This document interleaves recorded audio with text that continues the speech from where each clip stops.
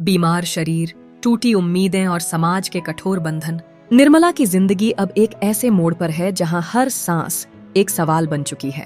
क्या होगा उस घर का जहां सच्चाई की जगह शक ने ले ली है? क्या निर्मला के दुखों का कोई अंत है? चलिए सुनते हैं मुंशी प्रेमचंद की अमर कृति निर्मला का 16वां अध्याय। एक कहानी जो आपको सोचने पर मजबूर कर देगी। महीना कटते देर न लगी। विवाह का शुभ मुहूर्त आ पहुंचा। मेहमानों से घार भार गया। मुंशी तोताराम एक दिन पहले आ गए और उनके साथ निर्मला की सहेली भी आई। निर्मला ने बहुत आग्रह न किया था, वह खुद आने को उत्सुक थी। निर्मला की सबसे बड़ी उत्कंठा यही थी कि वर के बड़े भाई के दर्शन करूंगी और हो सकता तो उसकी सुबुद्धि पर धन्यवाद दूंगी। सुधा ने हंसकर कहा, तुम उनसे बोल सकोगी? निर्मला, क्यों? बोलने में क्या हानि है? अब तो दूसरा ही संबंध हो गया और मैं ना बोल सकूंगी तो तुम तो हो ही। सुधा न भाई, मुझसे यह ना होगा। मैं पराये मर्द से नहीं बोल सकती।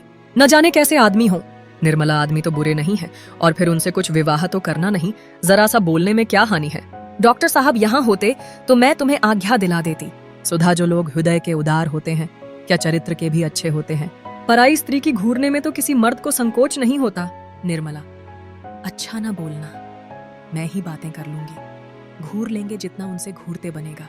बस अब तो राजी हुई। इतने में कृष्णा आकर बैठ गई। निर्मला ने मुस्कुराकर कहा, सच बता कृष्णा, तेरा मन इस वक्त क्यों उचाट हो रहा है? कृष्णा जीजाजी बुला रहे हैं, पहले जाकर सुना आ। पीछे गप्पे लड़ाना बहुत बिगड़ रहे हैं। निर्मला, क्या है, तूने कुछ पूछा नहीं? कृष्णा, कुछ बीमार से मालूम होते हैं, बहुत दुबले हो गए हैं। निर्मला, तो जरा बैठकर उनका मन बहला देती। यहाँ दौड़ी क्यों चली आई? यह कहो ईश्वर ने कृपा की, नहीं तो ऐसा ही पुरुषा तुझे भी मिलता। जरा बैठकर बातें करो। बुढ़े बातें बड़ी लच्छेदार करते हैं, जवान इतने डिंगियल नहीं होते। कृष्णा, नहीं बहन, तुम जाओ, मुझसे तो वहां बैठा नहीं जाता। निर्मला चली गई तो सुधा ने कृष्णा से कहा, अब तो बारात आ गई होगी, द्वार पूजा क्यों नहीं होती? कृष्णा, क्या जाने बहन, शास्त्री जी सामान इकट्ठा कर रहे हैं। सुधा, सुना है दूल्हा का भावज बड़े कड़े स्वभाव की स्त्री है। कृष्णा, कैसे मालूम? सुधा, मैंने सुना है, इसीलिए चेताए देती हूँ। 4 बातें गम खाकर रहना होगा। कृष्णा, मेरी झगड़ने की आदत नहीं। जब मेरी तरफ से कोई शिकायत ही ना पाएंगी तो क्या अनायास ही बिगड़ेगी? सुधा, हाँ, सुना तो ऐसा ही है, झूठ मूठ लड़ा करती है। कृष्णा, मैं तो 100 बात की एक बात जानती हूँ, नम्रता पत्थर को भी मोम कर देती है। सहसा शोर मचा। बारात आ रही है। दोनों रमणियां खिड़की के सामने आ बैठी। एक क्षण में निर्मला भी आ पहुंची। वर के बड़े भाई को देखने की उसे बड़ी उत्सुकता हो रही थी। सुधा ने कहा, कैसे पता चलेगा कि बड़े भाई कौन है? निर्मला, शास्त्री जी से पूछूं तो मालूम हो, हाथी पर तो कृष्णा के ससुर महाशय हैं। अच्छा, डॉक्टर साहब यहाँ कैसे आ पहुंचे? वह घोड़े पर क्या है, देखती नहीं हो? सुधा, हाँ है तो वही। निर्मला, उन लोगों से मित्रता होगी, कोई संबंध तो नहीं है? सुधा, अब भेंट हो तो पूछूं? मुझे तो कुछ नहीं मालूम। निर्मला, पालकी में जो महाशय बैठे हुए हैं वह तो दूल्हा के भाई जैसे नहीं दिखते? सुधा, बिल्कुल नहीं, मालूम होता है सारी देह में पेच ही पेट है। निर्मला, दूसरे हाथी पर कौन बैठा है, समझ में नहीं आता। सुधा, कोई हो, दूल्हा का भाई नहीं हो सकता। उसकी उम्र नहीं देखती हो, 40 के ऊपर होंगी। निर्मला, शास्त्र जी तो इस वक्त द्वार पूजा की फिक्र में है, नहीं तो वह उनसे पूछती। संयोग से नाई आ गया। संदूकों की कुंडलियां निर्मला के पास थीं। इस वक्त द्वार 4 के लिए कुछ रुपये की जरूरत थी। माता ने भेजा था, ये नाई भी पंडित मोटेराम जी के साथ तिलक लेकर गया था। निर्मला ने कहा, क्या अभी रुपये चाहिए? नाई, हाँ बहन जी, चलकर दे दीजिए। निर्मला, अच्छा चलती हूँ, पहले यह बता, तू दूल्हा बड़े भाई को पहचानता है? नाई, पहचानता काहे नहीं, वह क्या सामने है? निर्मला, कहाँ, मैं तो नहीं देखती। नाई, अरे वह क्या घोड़े पर सवार है? वही तो है। निर्मला ने चकित होकर कहा, क्या कहता है? घोड़े पर दूल्हा के भाई हैं। पहचानता है या अटकल से कह रहा है? नाई, अरे बहन जी, क्या इतना भूल जाऊंगा? अभी तो जलपान का सामान दिए चला आता हूँ। निर्मला, अरे ये तो डॉक्टर साहब हैं, मेरे पड़ोस में रहते हैं। नाई, हाँ हाँ, वही तो डॉक्टर साहब हैं। निर्मला ने सुधा की ओर देखकर कहा, सुनती ही बहन इसकी बातें? सुधा ने हंसी रोककर कहा, झूठ बोलता है। नाई, अच्छा साहब, झूठ ही सही, अब बड़ों के मुंह कौन लगे? अभी शास्त्री जी से पूछवा दूंगा, तब तो मानिएगा। नाई के आने में देर हुई। मोटेराम खुद आंगन में आकर शोर मचाने लगे। इस घर की मर्यादा रखना ईश्वर ही के हाथ है। नाई घंटे भर से आया हुआ है और अभी तक रुपए नहीं मिले। निर्मला, जरा यहाँ चले आइएगा शास्त्री जी, कितने रुपए दरकरार हैं, निकाल दूं? शास्त्री जी भुनभुनाते और जोर जारे से हांफते हुए ऊपर आए और एक लंबी सांस लेकर बोले, क्या है, ये बातों का समय नहीं है, जल्दी से रुपए निकाल दो। निर्मला, लीजिए, निकाल तो रही हूँ, अब क्या मुंह के बल गिर पड़ूं? पहले ये बताइए कि दूल्हा के बड़े भाई कौन हैं? शास्त्री जी, रामे राम, इतनी सी बात के लिए मुझे आकाश पर लटका दिया। नाई क्या ना पहचानता था? निर्मला, नाई तो कहता है कि वह जो घोड़े पर सवार है वही है। शास्त्री जी, तो फिर किसे बता दे? वही तो है ही।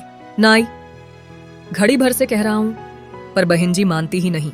निर्मला ने सुधा की ओर स्नेह, ममता, विनोद, कृत्रिम तिरस्कार की दृष्टि से देखकर कहा, अच्छा, तो तुम ही अब तक मेरे साथ यह त्रिया चरित्र खेल रही थी।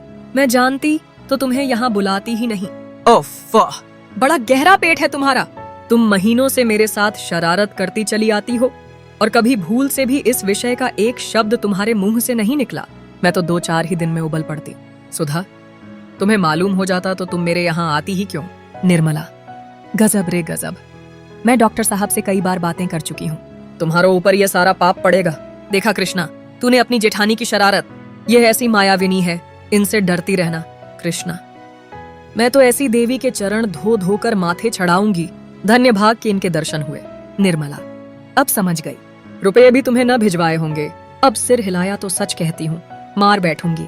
सुधा, अपने घर बुलाकर के मेहमान का अपमान नहीं किया जाता। निर्मला, देखो तो अभी कैसी कैसी खबरें लेती हूँ।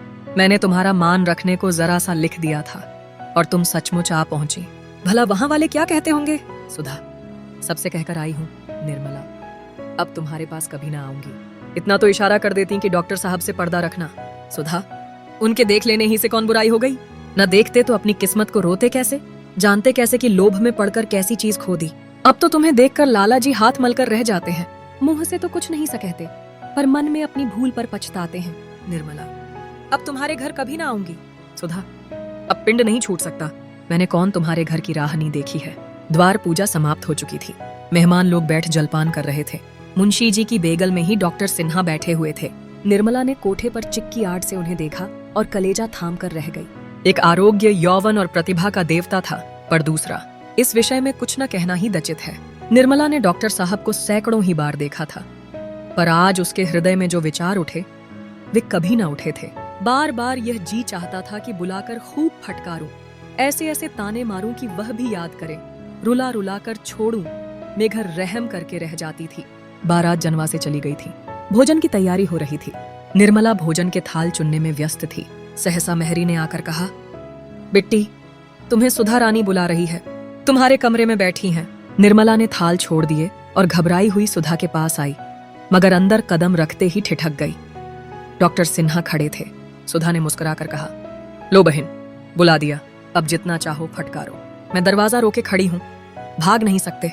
डॉक्टर साहब ने गंभीर भाव से कहा, भागता कौन है, यहां तो सिर झुकाए खड़ा हूं। निर्मला ने हाथ जोड़कर कहा, इसी तरह सदा कृपा दृष्टि रखिएगा, भूल न जाइएगा, ये मेरी विनय है। निर्मला का हर अध्याय एक नया जख्म खोलता है, एक नया प्रश्न उठाता है। क्या इस सामाजिक अन्याय का कोई जवाब है, या निर्मला बस एक और बलि है उस व्यवस्था की जो इंसानियत को भूल चुकी है? अगले अध्याय में जानेंगे, क्या आगे और भी कठिनाइयां उसका इंतजार कर रही हैं? जुड़े रहिए हमारे साथ और सुनते रहिए मुंशी प्रेमचंद की कालजयी रचना निर्मला।